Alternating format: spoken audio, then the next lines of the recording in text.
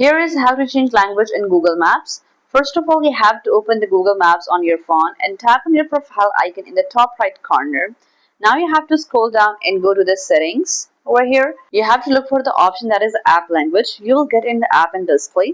Now you have to tap on it and you have to select the language that you want to use. You can use any of the language from the following list, that is Afrikaans, English, Espanol, or the Farsi, any of the language that you want to use. The app will restart and apply the new language automatically. So if you don't see the app language, you have to just go to the settings and your phone, and then you have to scroll down and tap on system and then languages and input, and here you will find the languages on your Android phone.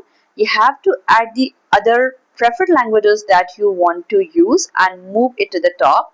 You can just choose another languages, and that's it. Your Google Maps language has been successfully changed. Thanks for watching.